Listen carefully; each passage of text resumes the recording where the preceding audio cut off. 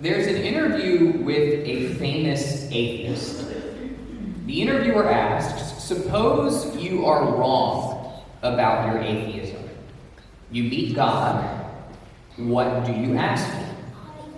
The atheist responds, I would ask God, what about bone cancer in children? What about all the horrific and undeserved suffering in the world? Even if I'm wrong, the atheist says, I never want to spend eternity with such a cruel, capricious, malicious God. Even if we don't have the same reaction as the atheist, we've got the same question. In the face of suffering and evil that don't make any sense, we ask, why?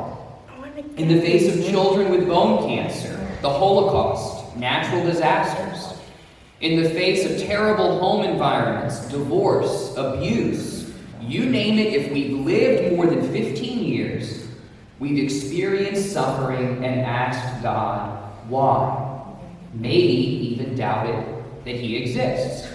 If you exist, God, then why is there suffering? Why is there evil? If you are good, then why do you allow suffering? Why do you allow evil? Today we begin our homily series for Lent, Wounded. In this series we'll look at suffering and discover two things. Suffering with Jesus changes us, changes our families, our communities. Suffering without Jesus just hurts. But before we get there, the first and most pressing question we answer today. If God is good, why is there any suffering at all? The problem of evil, the problem of suffering is one of the strongest objections to Christianity. One of the most compelling arguments against God's existence. The religions of the world each propose an answer to this problem. Christian theologians have been wrestling with it since the time of Christ. Some of the answers to this problem are aimed at the head, others at the heart.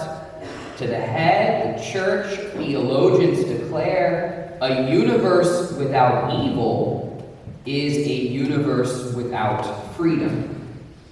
You can't have free will without allowing for its abuse. But to the family member at the bedside of a suffering loved one, this answer doesn't resonate. The head answer doesn't resonate. So today let's look at the answer that God gives our hearts. We find that answer in today's gospel. Immediately following his baptism in the Jordan, the Spirit leads Christ into the desert to be tempted by the evil one. We're familiar with these temptations. We hear them every first Sunday of Lent. But today I'd like to look at them differently. I'd like us to think about them like this. In these temptations, Satan offers Christ life without suffering. Satan offers Christ life without wounds. With me, Satan says, you can save the world, you can show yourself to the world without the cross. Where does he say this? Let's look at the third temptation and then the second. In the third temptation, the evil one takes Christ to the top of a high mountain. There he shows him all the kingdoms of the world, all the souls that he has been sent to save.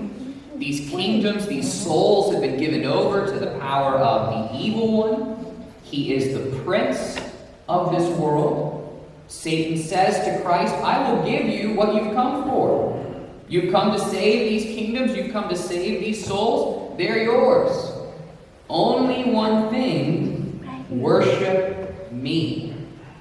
Satan is offering Christ a way to salvation that doesn't include suffering, that doesn't include the cross. Avoid suffering, Satan says. Avoid the cross. Save humanity without them. And Christ refuses. In the second temptation, the evil one takes Christ to Jerusalem, to the top of the temple. There, on the top of the temple, everyone can see him. And Satan tempts him. You want everybody to know who you are? You want everybody to know the truth? Then jump down from the top of the temple. Your Father's angels will support you, and everyone will see it. Everyone will recognize you as the Son of God. Again, Satan is offering Christ a way to reveal who he is that doesn't include suffering and the cross. Avoid suffering, avoid the cross, reveal yourself to humanity without them. And Christ refuses. Christ was given every opportunity to avoid suffering, to avoid wounds, to avoid the cross. And every time he said no. Suffering is the way that I will reveal myself to the world. Suffering is the way that I will save the world. Back to our question. If God is good, why is there any suffering at all? The ultimate answer, the fullest answer, the one that speaks to our heart, the one that resonates is this. Christ refuses a life without suffering. God refuses a life without suffering. The ultimate answer, the fullest answer, is the fact that we call Friday of Holy Week good. The fact that we call the day of God's torture and execution good. The fact that we call the day on which the greatest possible evil was committed good. Here on the cross, God shows us that while suffering and evil are terrible and horrific, they are not irredeemably terrible. They are not terrible, period. If God is good, why is there any suffering at all? Because suffering saves us. Where do we go with this insight? What do we do with it?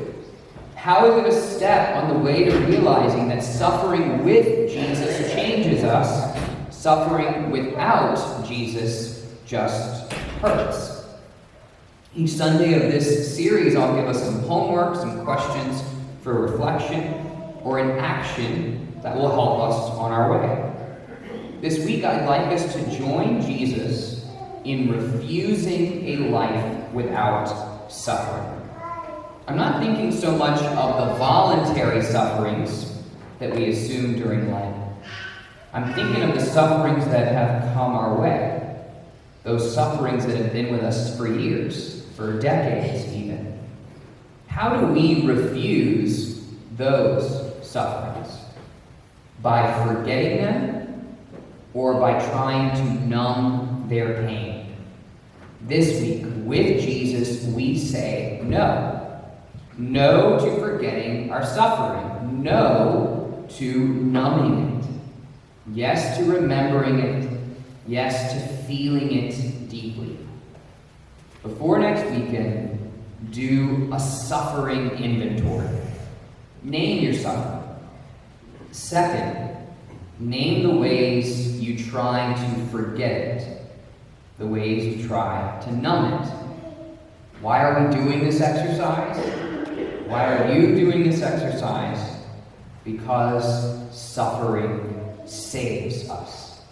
Suffering with Jesus changes us. Suffering without him just hurts. We're all wounded. In our community, there are a lot of hurting people, a lot of hurting families, a lot of folks who ask why. Why this hurt, God? Imagine your life when that hurt becomes change. Imagine your family. Imagine our community. The answer to the question, why is there any suffering at all? It's right there. Christ refuses a life without suffering because suffering saves us. This Lent, join him. remembering our suffering and feeling it